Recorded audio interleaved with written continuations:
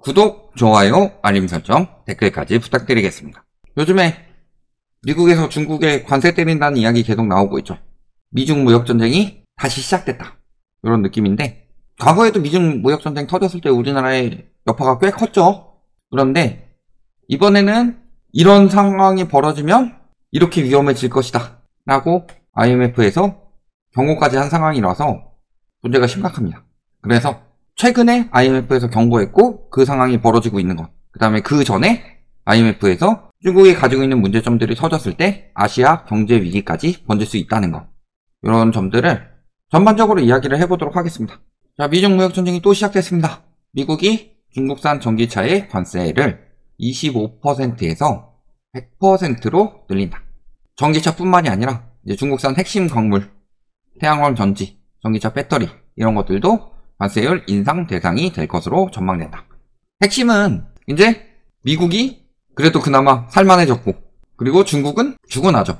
근데 이럴 때마다 미국이 꼭 중국이 아니더라도 G2를 열심히 때렸다, 눌러놓으려고. 그러니까 기회 잡았으니까 바로 미중 무역전쟁 또 시작하는 거다. 그리고 이런 경우에는 이제 중국도 맞대응을 하긴 하겠죠.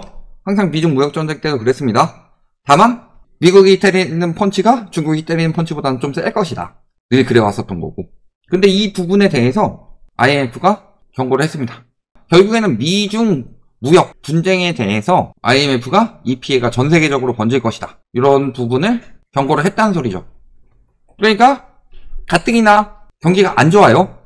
미국 같은 경우도 이제 경기 침체 징조가 슬슬 나타나고 있고, 실질적으로 미국에서 기대 인플레가 높아졌음에도 불구하고 금리 인하 기대감 계속 이야기를 하고 파월도 세게 이야기를 못하는 이유가, 그 전에 파월이 세게 이야기할 수 있었던 근본이 됐던 것은 물가는 안 잡히는데 경기는 그래도 괜찮으니까, 수치상으로. 그러니까 파월도 세게 이야기를 할 수 있었는데, 말이 파월이 볼커의 재림이라고 그러지 볼커랑은 차원이 달라요. 볼커는 물가를 잡는 것에 핵심을 두고 했던 사람이라면 파월 같은 경우는 여러가지 좀 빠꼬미처럼 행동하고 있죠. 그러니까 자꾸 금리 인하가 빨라질 수도 있다, 이 부분은 물가 잡히는 부분에 대해서 이야기를 한 게 아니라 경기 침체가 빨라질 수도 있으니까 그 부분을 이야기를 하고 있는 거다. 미중 무역전쟁에서는 미국도 아파요. 중국이 더 아파서 그러지 미국도 아픕니다. 9월 금리 인하설이 자꾸 나오는 이유가 미국 대선 때문이죠. 옐런이 이야기한 거 보면은 9월 금리 인하 안 하면은 진짜 미친 짓 할 것처럼 보이죠. 어쨌든 간에 금리 인하를 하든 안 하든 물가에 굉장히 반대되는 정책들이 많이 나올 거예요. 그렇다는 것은 9월에 금리 인하를 하면은 옐런이 그 미친 짓을 조금 축소해서 할 것이고, 금리 인하를 안 하면은 좀 더 강화해서 해서 어차피 물가 결과는 비슷할 텐데 9월쯤에는 할 수도 있다, 이런 이야기를 계속 하고 있는 것으로도 보인다. 근데 문제는 예전에 미중 무역 전쟁할 때는 미국이든 중국이든 체력이 괜찮았어요. 근데 코로나로 인해서 둘 다 상태가 안 좋아졌죠. 예를 들어서 축구 좋아하시는 분들은 아실 텐데 에당 아자르라는 선수가 있습니다. 굉장히 드리블을 잘하는 선수였는데 좀 쉬면서 몸이 엄청 불어가지고 그 뒤로 완전히 죽었어요. 그런 것처럼 좀 쉬면서 미국이든 중국이든 유동성 처묵처묵해가지고 몸이 불어가지고 둘 다 몸 상태가 안 좋아졌는데 한 판 더 붙는 상황이야. 이렇게 된 거죠. 지금 미국이나 중국의 부채 증가가 문제가 크다. 근데 미국이든 중국이든 부채가 증가하면은 이게 다른 나라에 영향을 미칠 만한 강력한 나라들이죠. 그러니까 둘 다 풀었어요. 둘 다 살 뒤룩뒤룩 쪘는데 우리만 찌는 게 아니라 다 같이 찌자, 그런 상황인데 이게 세계 경제에 중대한 위험을 끼칠 수밖에 없다. 그래서 보면은 미국의 재정 적자가 심각해지면서 근원 인플레이션에 0.5%포인트 기여했다. 즉 코로나 이전이나 혹은 글로벌 금융위기 이전 이런 거를 생각을 해봤을 때 그 당시에 1.5% 물가까지 맞춰야 지금 2% 물가가 나온다, 이런 느낌이라는 거죠. 중국 역시도 재정 적자가 7%에서 한 5년 뒤에는 8%까지 늘어날 걸로 보이는데, 이게 작년 2023년에서 2029년 6년 만에 1%포인트가 증가한다는 건 굉장히 빠르게 부채가 늘어나고 있다는 소리입니다. 그러니까 지금 제살값 까먹기 하고 있는 거고, 이게 미치는 여파가 고래 싸움에 새우등 터질 나라들이 많은데 우리나라가 특히 더 심하긴 하죠. 지금은 중국에 대한 수출 의존도가 많이 낮아졌는데 문제는 낮아지면서 수출이 좋지 않죠? 올해 수출이 굉장히 좋게 보이는 이유는 작년에 2022년에 수출이 굉장히 안 좋았기 때문이에요. 그러니까 기저효과로 좋아 보이는 거지. 예를 들어서 300만원 벌던 사람이요, 정리해고 당했어요. 그래서 알바를 뛰는데 100만원을 벌다가 갑자기 투잡도 좀 잡혀가지고 150만원을 벌어요. 그러면 300만원 벌 때에 비해서는 절반밖에 못 버는 거지만 100만원에 비해서는 50만원이 더 번다. 50%나 월급이 올라갔다. 이런 느낌으로 가고 있는 거라서 지금 수출이 뭐 엄청나게 좋다? 반도체나 뭐 이런 쪽으로 조금 상황이 좋아지고 있긴 한데 과거에 비하면은 아직도 경기가 매우 좋지 않은 편이다.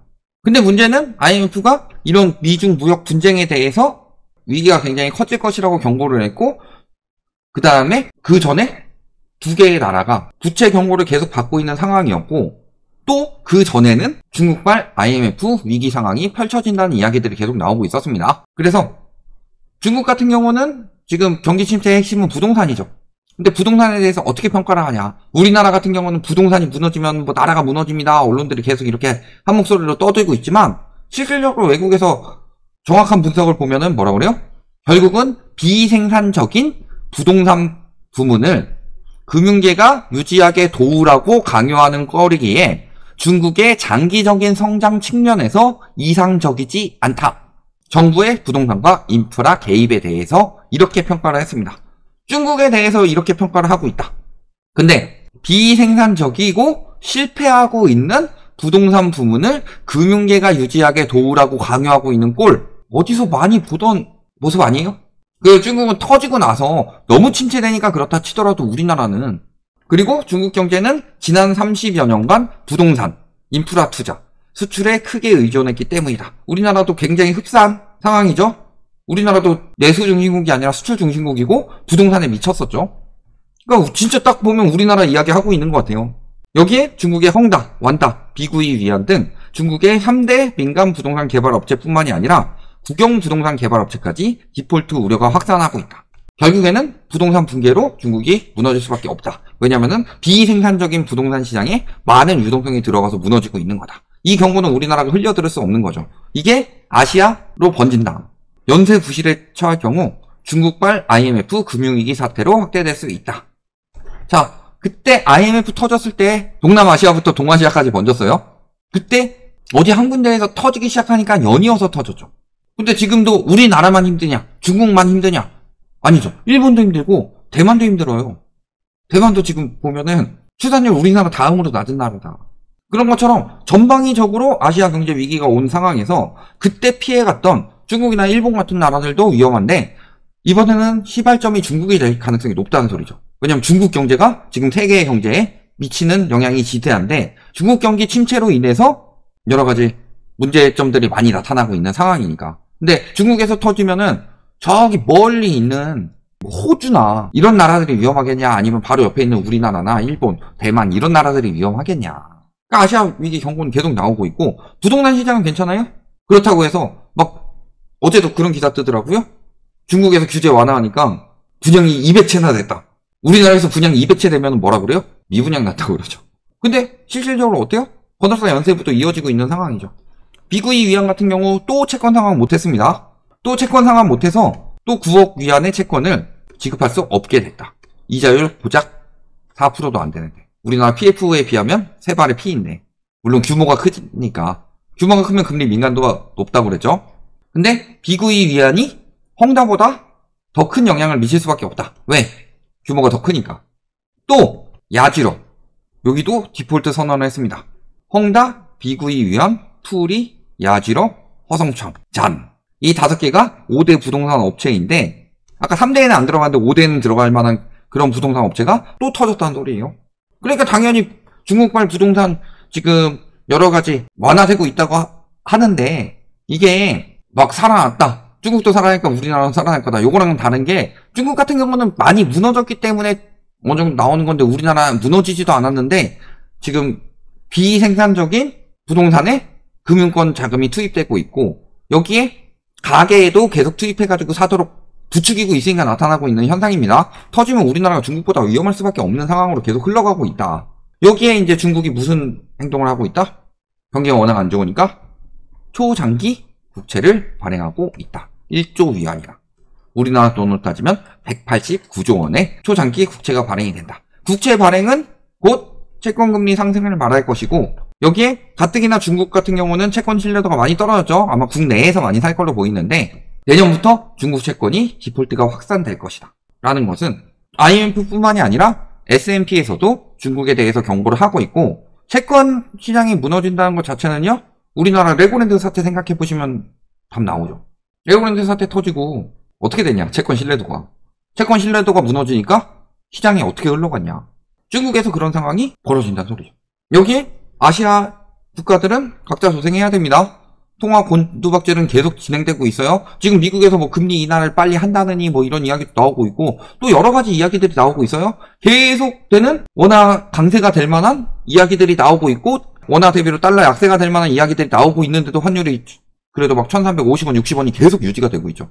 보시면 위기 1400원 넘었을 때 크게 4번이 있는데, IMF 때, 글로벌 금융위기 때, 그리고 코로나 때, 코로나 끝나고 금리 인상 가속화될 때, 그리고 지금 최근. 문제는 이때는 쭉 떨어졌고 이때도 뚝 떨어졌는데 이게 진정이 안 된다. 왜? 터뜨릴 거 안 터뜨리고 계속 질질 끌고만 있으니까. 그리고 언제 터졌어요? 항상. 이 부분에 대해서 지금 연준 금리 인하 하기만을 기다리지 말고 각자 도생해라, 이런 이야기들이 나오고 있습니다. 연준에서 금리 인하 한다고 해서 금리 인하를 쉽게 해라 라는 것도 아니고, 국내 인플레이션에 집중하고 과도하게 의존하지 말 것을 지금 권고를 하고 있다, IMF에서. 이런 부분들을 생각을 해보시면은 IMF에서 계속 아시아 쪽에 지속적인 경고를 했어요.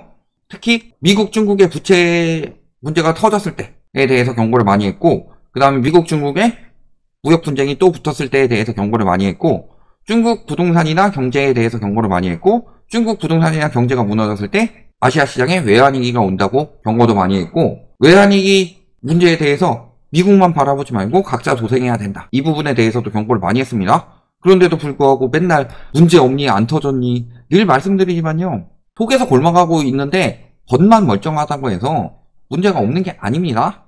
우리나라가 지금 딱 그런 상황이다. 속에서 골마가고 있고 중국이 하고 있는 경고는 다 우리나라에 해당되는 경고들인데, 문제는 중국은 그래도 어느 정도 터졌는데 우리나라는 터지지도 않았고, 그리고 중국의 여파가 계속 아시아로 번진다, 이런 것까지 겪으면 우리나라가 어떻게 되겠냐. 이런 부분들을 항상 잘 생각하셔야 된다. IMF 전날까지도 우리나라 안전하다고 했었다. 여기까지 말씀드리겠습니다.